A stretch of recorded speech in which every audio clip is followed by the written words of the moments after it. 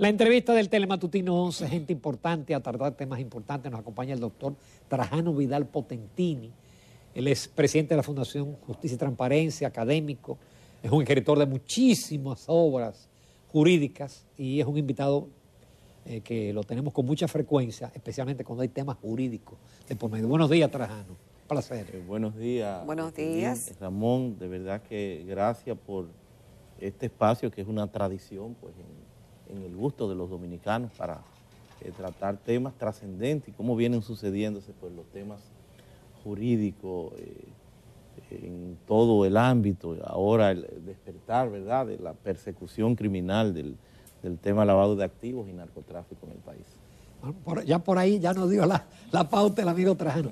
Trajano, no se conoce porque no hay un borrador ni un anteproyecto de modificación constitucional. Lo que hay es un esbozo de que van a ser por 9 años los jueces, de que se va a elegir que en alguna instancia el procurador general, pero tú podrías opinar con ese enunciado de principios que se dio.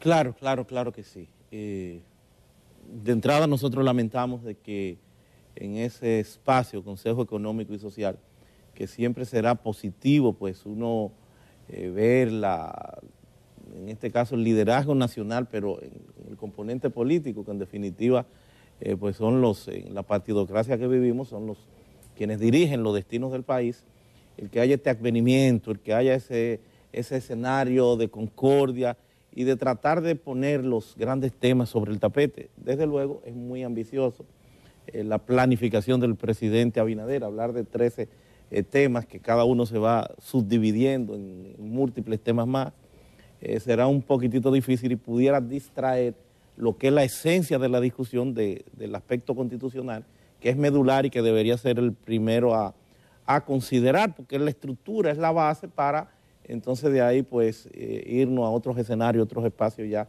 a concretar y a discutir. ¿Pero cuál es ese tema? Bueno, la Constitución en su contexto general, porque tiene que ver con el componente. Y eso debe ser lo primero, Trajano. En estos momentos, ¿eso es lo que realmente necesita el país? No, en un menú tan amplio, lo que necesita el país no lo vamos a encontrar en discusión. Tienen que ser las políticas públicas, tiene que ser el accionar del Estado y sobre todo, si a mí me dicen qué es lo que necesita el país, yo creo que más institucionalidad, más observación, más respeto a las leyes. De las leyes que tenemos y de lo que hay. De las leyes que ¿Y eso tenemos. no hay que reformar la Constitución para eso? No, evidentemente que no, ni es necesariamente algo que esté al doblar de la esquina.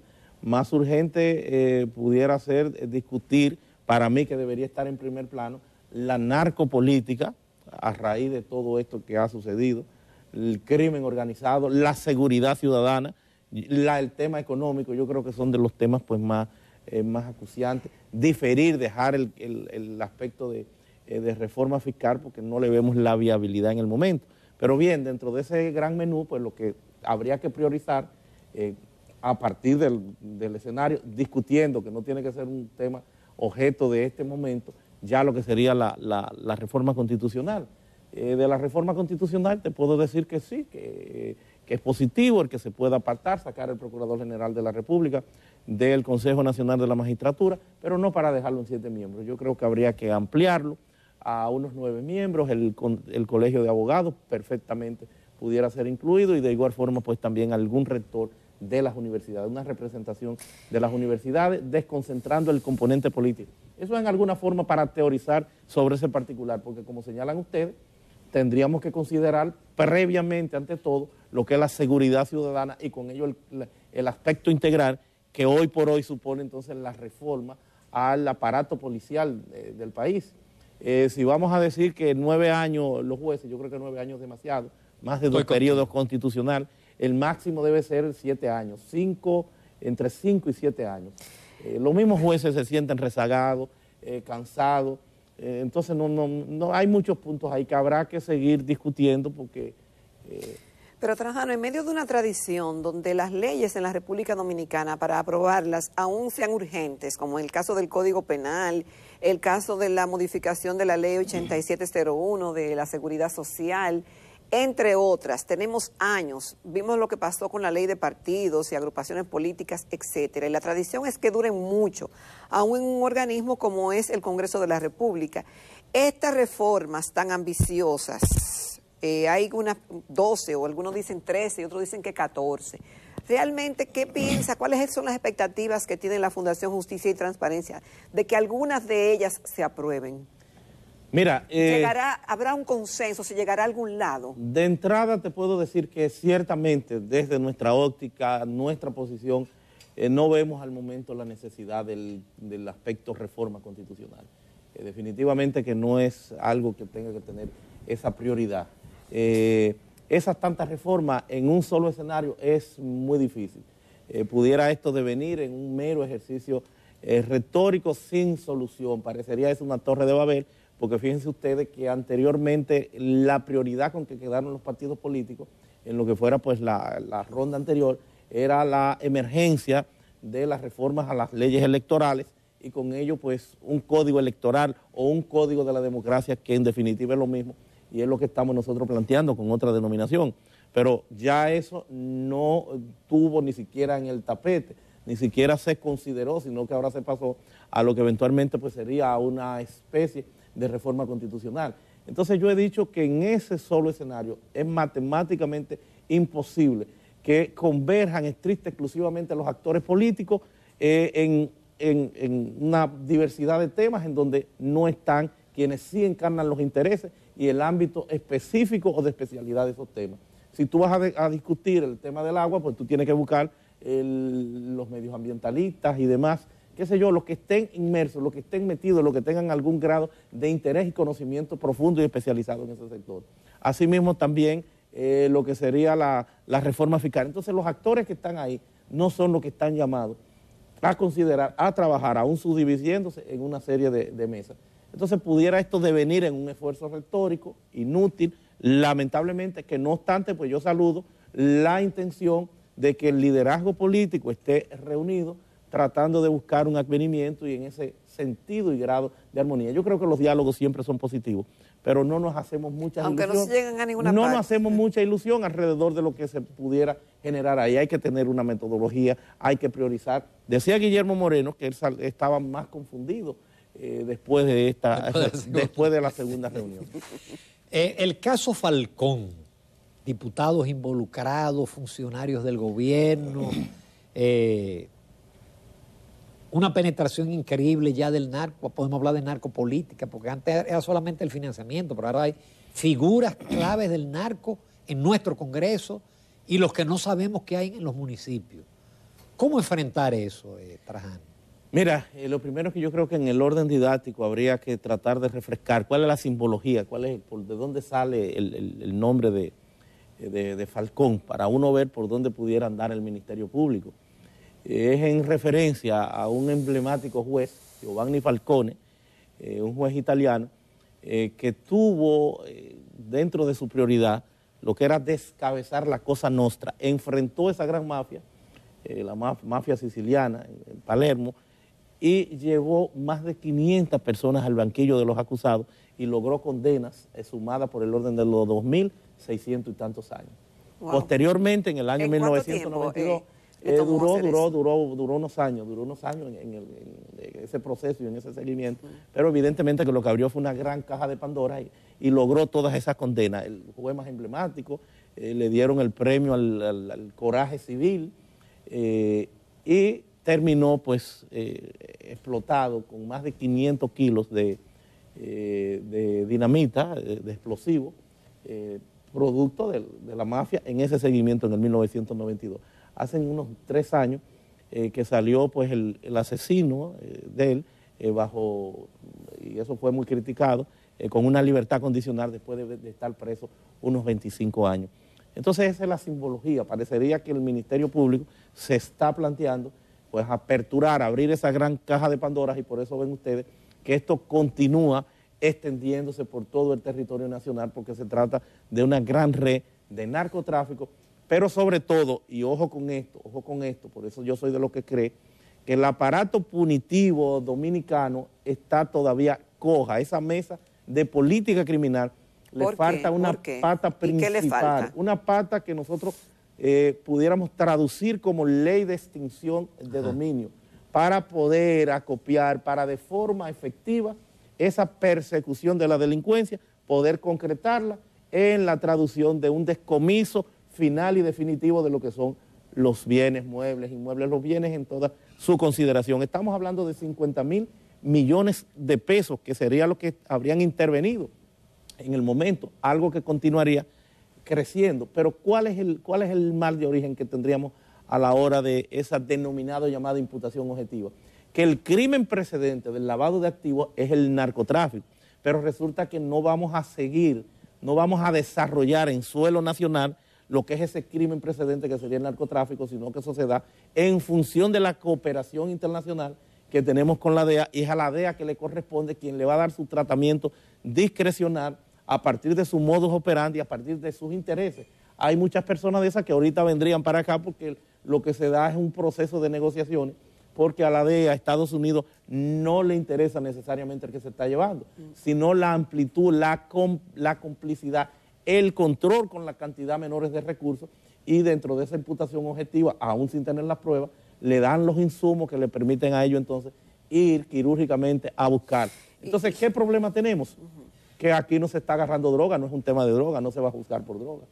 Pero el lavado de activos, en teoría, necesita un crimen precedente, aunque las 40 recomendaciones del GAFI, el Grupo de Acción Financiera Internacional, habría proyectado o ha querido buscarle el enfoque al lavado de activos como si este fuera pues un crimen autónomo, que no tendría que depender de lo que sería pues un delito precedente. Se ha querido buscar ese enfoque, pero es complicado, es difícil, aun cuando vemos que la misma ley de lavado de activos, pues si se quiere ha penalizado la tenencia del dinero, donde agarran dinero, pues ya se asimila que hay una especie de delito.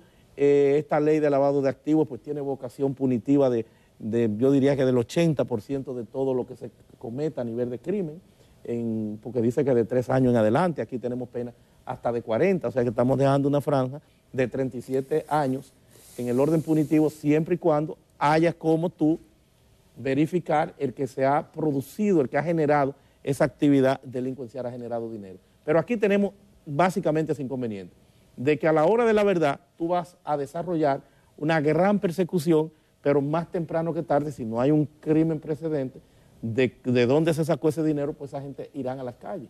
Por eso se necesita entonces la ley de extinción. Con los activos. Con los activos tendrán como reclamarlo. Por eso se necesita entonces el descomiso civil de esos bienes previo al margen del componente penal. Hay que decir que la ley de extinción de dominio... El decomiso civil. Es la denominación, es el enfoque. Porque la ley de extinción de dominio es precisamente a raíz de un problema similar que se da en Colombia, por lo menos para el caso colombiano, Pablo Escobar, en aquellos tiempos, cuando hay un intercambio profuso de cooperación, de colaboración de la DEA con esos sectores, y empiezan entonces a extraditar personas. Pero el Estado colombiano se quedaba entonces con una cantidad significativa de bienes que no tenía cómo pasar a nombre del Estado de forma válida sin que esto fuera impugnado. Entonces habían miles de millones de dólares producto del narcotráfico que se quedaban en el aire. Y entonces se plantearon, para dar solución a ese tema, se plantearon entonces la ley de extinción de dominio, que indudablemente es indispensable, porque si no a la larga... Aquí ha dado una brega que se apruebe. Ya entendemos por qué. A la larga vamos siempre a tener problemas, porque ni siquiera de lo incautado se logra a nivel de descomiso final con sentencia de autoridad de cosa irrevocablemente juzgada, ni siquiera el 1%. Ni siquiera el 1%. Es el único espacio, es el único escenario de completar esa pata de la mesa de política criminal para que de forma eficiente pueda haber una persecución. Si no, vamos a ver que vamos a ampliar, que esto, como bien se señalaba, por la connotación, por la cantidad de los actores, por el dinero envuelto, califica automáticamente como caso complejo, que es la declaratoria, y vamos a ver también que se va a dar pues una cantidad en este caso más de 1 año de prisión preventiva. Trabajando en el segmento anterior hablábamos de que lo que ha ocurrido con la Operación Falcón, indudablemente que se nota la mano de la DEA y quizás sus intereses en el tema de lo que pasará con lo que hasta ahora han sido apresados.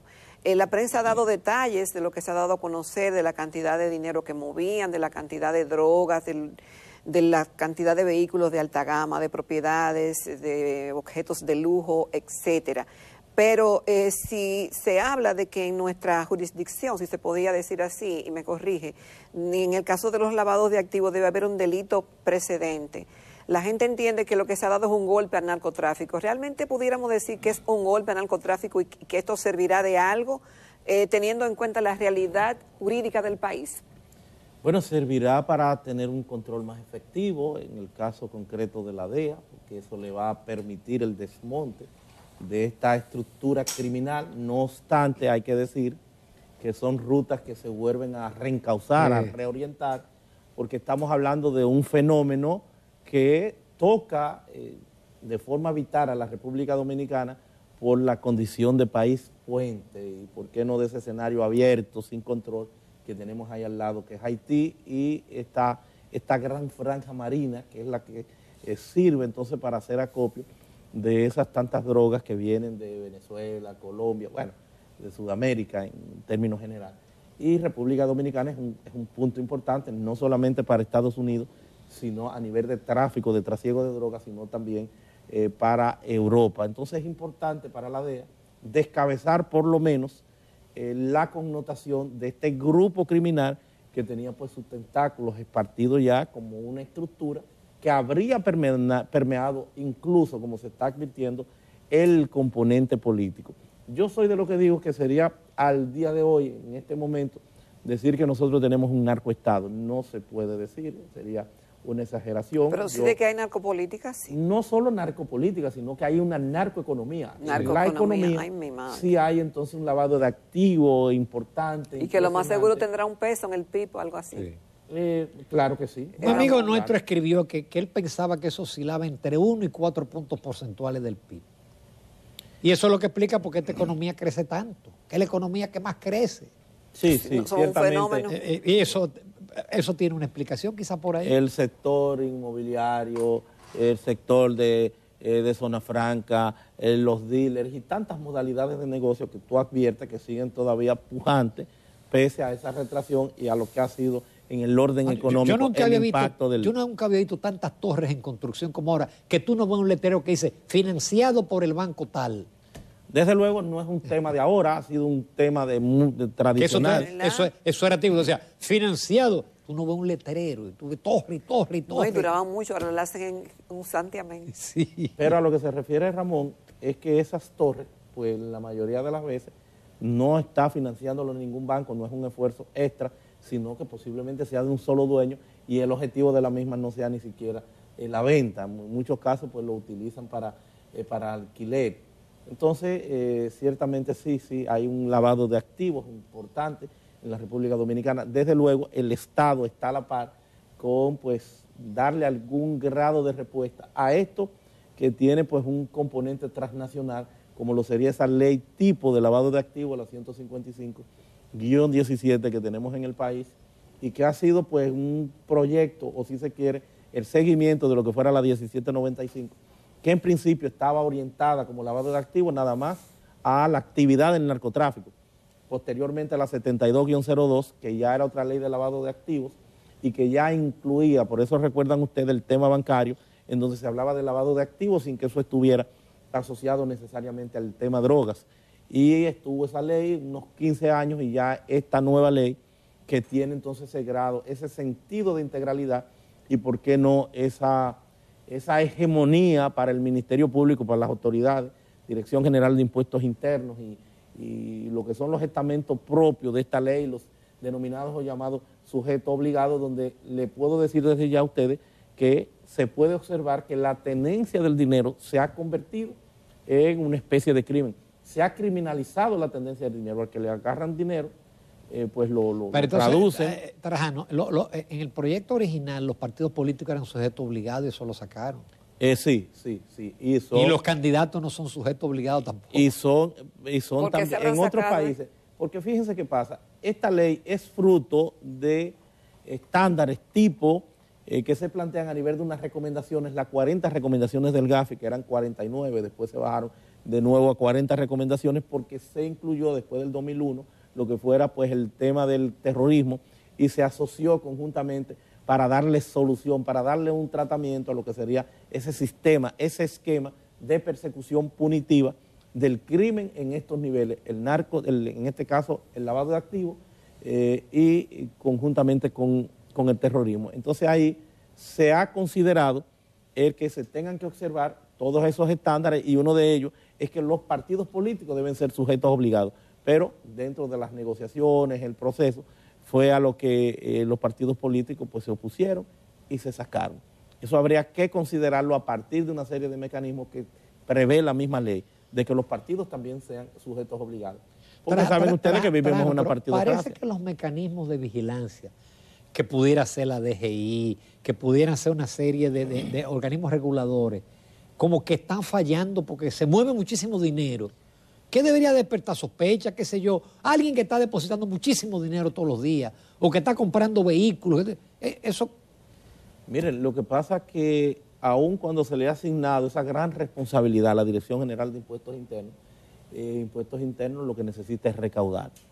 Entonces no es verdad que va a ser mucho espacio, mucho tiempo en el carácter investigativo de persecución que se debe dar y que pudiera estar reservado ya al Ministerio Público y a lo que son pues las oficinas de seguimiento de lavado de activos. Y todo está hoy por hoy, todo, y por eso se habla de la trazabilidad, de dar el seguimiento a lo que son todas esas operaciones, porque todo está, señores, automatizado. Con darle a un solo botoncito se pudiera verificar lo que se está depositando y sí hay muchas alertas.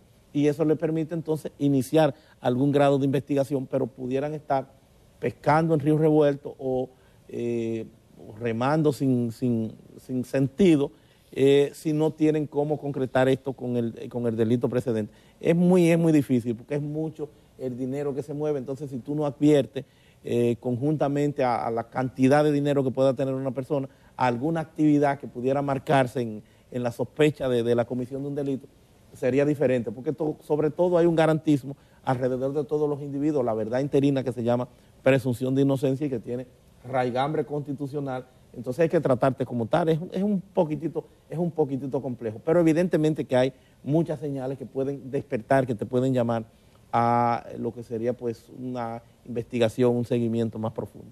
Trajano, ¿tú estás de acuerdo con lo que parece que se ha generalizado ahora, que es que todo el inculpado, sea de narcotráfico, sea por corrupción, esto sea inmediatamente, la medida de coerción sea prisión?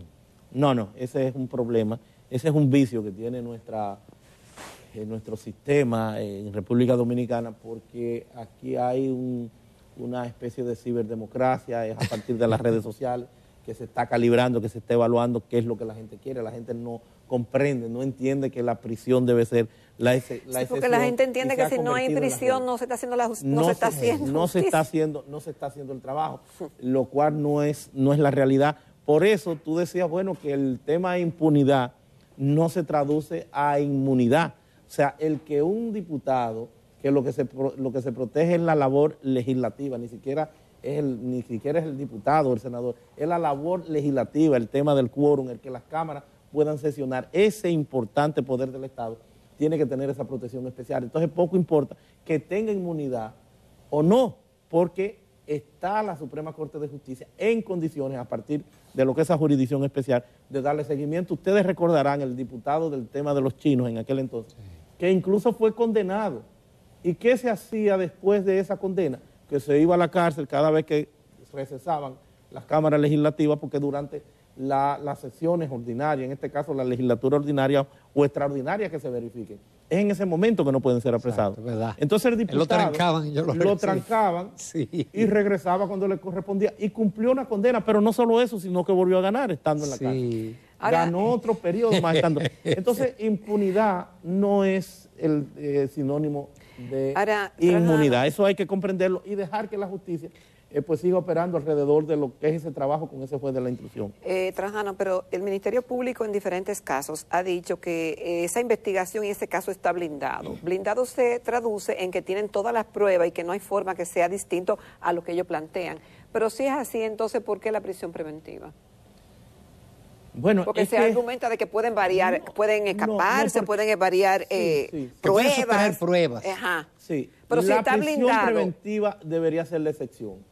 Desde luego, el carácter investigativo, el seguimiento que debe dar el Ministerio Público a partir de algunos parámetros que pueden ellos pensar, peligro de fuga, la peligrosidad. No sé si ellos pueden presentar la misma gravedad del hecho, un sinnúmero de componentes el que pueda sustraer pruebas y eso, el que pueda... Si ellos pueden demostrar eso, que parecería que es lo que pesa a la hora de los jueces verificar esto, la connotación que no debería ser la connotación del caso. ¿Tú crees que la presión mediática influye? Claro, total y absolutamente. En los jueces, que lo tranquen, que pague. Los jueces lo que dicen, bueno, a nadie lo desacreditan por trancar. Yo no me voy a meter en ese problema, yo no tengo los elementos, entonces lo que esperan que sea una corte y como que el tema se vaya enfriando. Lo del tema del pulpo ya tienen una cantidad significativa, estamos hablando de 10 meses tienen ya, que bien pudieran, la gente de Odebrecht están fuera y se le está dando seguimiento. Lo que tenemos nosotros es que romper con la tradición de que una fianza se constituya ciertamente en una impunidad porque sea un caso que se tire, se engavete y se tire al olvido. Pero si le da el seguimiento, si el sistema funciona, como se está haciendo en el caso de Odebrecht, no habría ningún inconveniente. Recuerden ustedes que fuera persona imputada hasta de homicidios graves, si tienen los elementos, pues lo mandan a su casa perfectamente con una libertad. Bueno, miren, en el caso de Odebrecht ninguno se ha fugado. Sí, pero si se desaparece una gente de eso, lo buscan en los confines, lo buscan donde quiera, que se meta y lo ponen hasta como uno de los más buscados, porque es un tema de la justicia, la majestad de la justicia que tiene que ser respetada. Trajano, finalmente, a raíz del decreto que estableció el fideicomiso para Punta Catalina, ustedes anunciaron que iban a someter un recurso de inconstitucionalidad. ¿Lo hicieron? Todavía. En la semana que viene estaríamos sin falta presentando el recurso de inconstitucionalidad. ¿Por qué ustedes consideran que es inconstitucional? Porque estamos en presencia de un patrimonio que supera los 3.000 millones de dólares, aun cuando todavía no se conoce. No son 2.000. Estamos hablando de una figura, no, 2.000 y tanto inicialmente. Pero lo que pasa es que ni siquiera se manejan las cifras oficiales. La seguridad es que supera los 3.000 y tantos millones de dólares. Estamos hablando de la figura del fideicomiso que inicialmente fue concebida a partir de la ley 189-11 precisamente para promover, para proyectar el mercado inmobiliario, una figura de naturaleza eminentemente privada, flexible dentro de esta ley especial que es la que trae consigo el que el mismo sea irrevocable, el que sea un patrimonio autónomo. Entonces tú desproporcionadamente plantearte con un plumazo en un decreto, dar en administración, estamos hablando por 30 años a 5 personas, ni siquiera personas morales, porque tú tienes que tener una estructura para el seguimiento de lo que es el mantenimiento y por qué no la administración de Punta Catalina. Entonces, a 5 personas por 30 años que ni siquiera sus expectativas de vida alcanzan tantos años, o la de nosotros como dominicanos, que apenas está en un 74.3%. Los hombres. Con algo que es irrevocable. Las mujeres llegan a 80. Se le da por medio. 76.3 están las mujeres. Entonces, estamos hablando de que tú transferir, donde aún la Constitución te dice que después de 200 salarios mínimos, eso tiene que ir al Congreso. Algo que es inaceptable, porque no es ni siquiera que se está privatizando, porque en una privatización tú te quedas con una parte, el Estado se queda con una parte, pero aquí lo que se está regalando, lo que se está entregando en administración, por eso la institución o la figura pero en del administración, el fideicomiso, pero es que eso es irrevocable y que es un patrimonio independiente, o sea que tú estás sellando por 30 años un bien de esta magnitud para que sean ellos quienes hagan los planteamientos que entiendan en relación al manejo. Pero ustedes tienen que eso debe ir al Congreso. Pero no, eso no debería ir ni a ningún sitio. Es decir, no debería ser. Eso no debería, eso en principio no debería ser, pero en el caso que fuera, sería el Congreso quien tiene que discutirlo y analizarlo, porque estamos hablando de la enajenación de un patrimonio público. Pero lo de fideicomiso público no existe ni siquiera en la parte de la ley. es posteriormente que ¿Y lo que es el entonces, de reglamento. dónde salió eso? El reglamento posterior. Un entusiasmo de el reglamento de aplicación de la ley aparece y lista en lo que serían el decreto de reglamento, en lo que serían posteriormente como fideicomiso público, la figura, pero está descontextualizado del resto del contenido porque ni siquiera tiene lo que es el procedimiento, sino que se deja ahí. Entonces se ha adoptado, lo hizo Danilo Medina con 2 fideicomisos que también son inconstitucionales, pero no le fue de escándalo porque por lo menos se cuidó y lo dejó en manos del Estado a partir de instituciones públicas, pero era un sector privado. No es viable, no es posible. No, y tiene la desgracia que, por ejemplo, el fideicomiso vial no tiene que hacer licitaciones. Tiene problemas. Porque el fideicomiso no está en la ley de compra. Efectivamente, sino que es, y eso pasaría también con la parte de Punta Catalina, igual. Sino que es su esquema fuera de lo que es el componente prudencial de las leyes de transparencia. Es la ley especial que tendría entonces para la rendición de cuentas, porque es una estructura eminentemente privada para el mercado inmobiliario, en principio. Esa fue la idea. Por eso se llama sí. Ley de Desarrollo Hipotecario y Fideicomiso. Así es. Se le agregó después lo de fideicomiso. Muchísimas gracias, Trajano. Siempre es interesante tu participación y brillante como siempre. Muchísimas gracias. Gracias. Esta entrevista, lógico, va a estar en YouTube, en nuestro canal Telematutino CRN y mis redes en un par de horas. Muchísimas gracias. Nos vamos a comerciales a la recta final del Telematutino 11.